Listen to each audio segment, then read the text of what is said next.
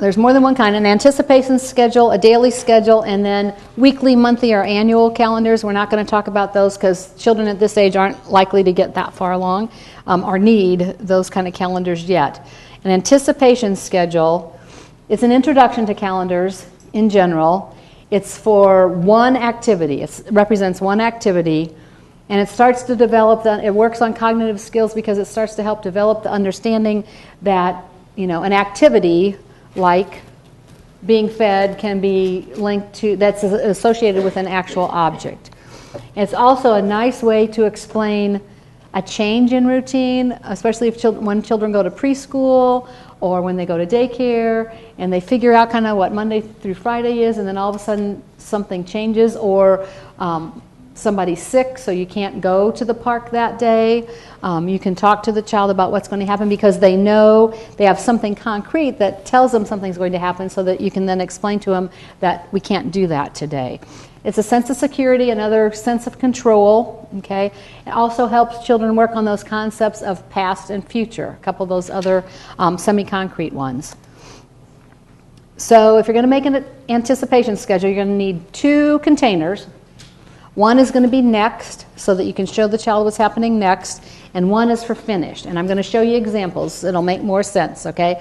So you have to present the objects close in time and close to the area where you're going to perform the activity. You need, again, to post a little written list so everybody knows what's going on. And then once you've worked with an anticipation schedule for one activity, you can expand that then to 2 or 3 activities, so you can help the child know more about what's going to happen during their day. So here's an anticipation schedule.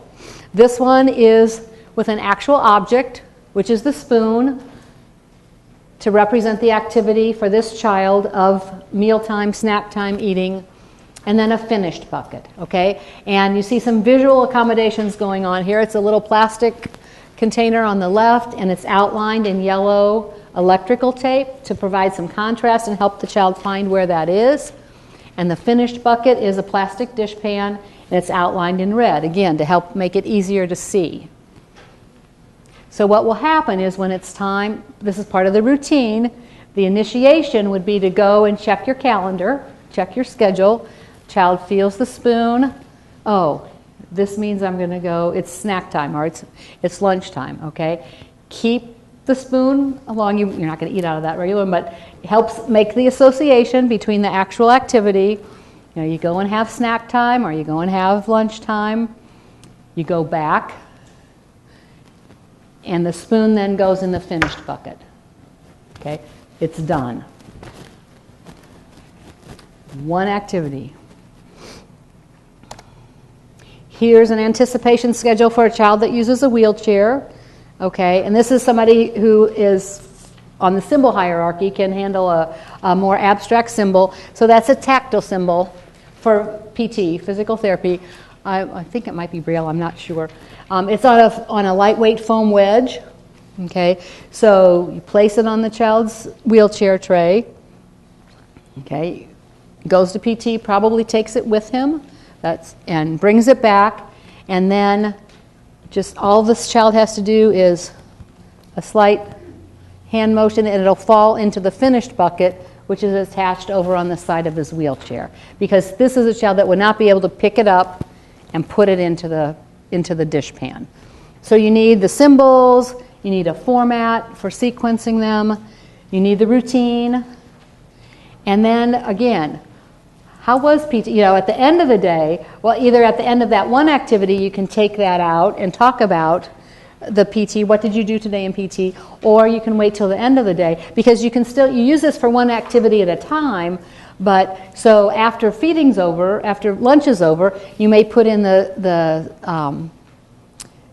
toy that represents, or something that represents playing outside. Maybe how the door handle feels when they go outside, or one of the pieces of playground equipment. And when that activity's over, you put in the finished bucket. At the end of the day, you can review your day. And with just those things there, you can teach concepts like sequence, what happened first. Okay, you can lay them out in order, left to right. So many things, so many pre-literacy skills, other cognitive skills. And the child, again, has an opportunity to talk to you about what's going on. You have an opportunity, and you can expand the communication and help the child feel more secure, understand what's going on, and be ready for whatever comes next. So you're also going to have to find a place to store these, okay? So this is one that's been expanded. This is a daily schedule now, not just an anticipation schedule. So this has 3 activities on it in a row. I mean, 3 at a time. So this may take care of the morning, and then they can, that's, it's a masonite board or a cardboard with some Velcro on there, so you can put the actual objects on there, okay? And so first must be diaper changing. You do your diaper changing, put it in the finish bucket. You go have your free play, put it in the finish bucket. That one's a book, I believe. I can't remember what that one is. Oh, bottle. It's that. Thank you. My eyes are bad. Yeah. So he's going to have his bottle. Put that in the finish bucket. Down below are things for later in the day. Okay. I think the red circle is like for circle time. Okay. So you will have. So after those 3 activities are over, you put the next 3 up. And again, you're working on sequencing, anticipation, a schedule that you can follow. Okay. Because nobody likes surprises. We like to know what's coming next. This one's a little more advanced. And this one is from, from an older learner, but you can still see. This one has 4 activities. And then you always want to make your finished bucket a different color, so it's separate, so it's distinguishable from here's the activity or here's what's next to here's what's finished.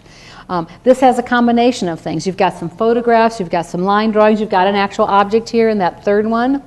Okay, and again, you've got storage space down below. Okay, so yeah, this one has 1, 2, 3.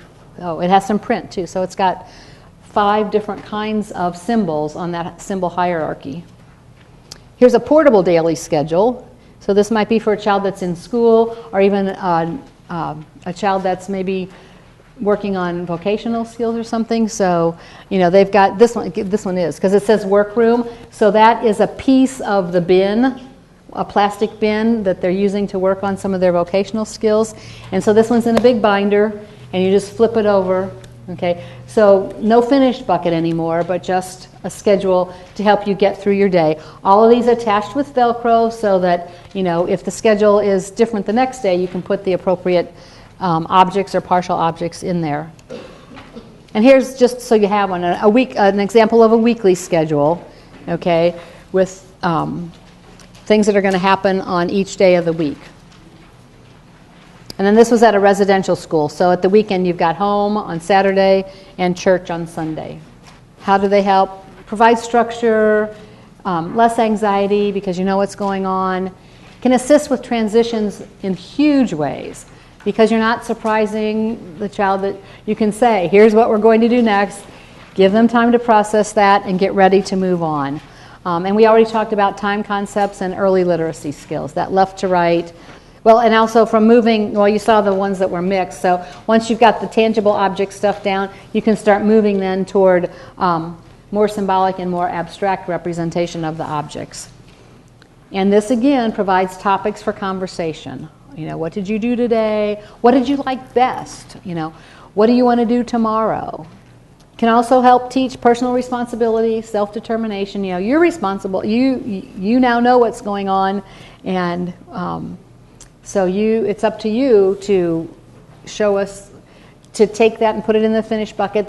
You have more expectations of what the child's going to do, that response. What do you expect from the child?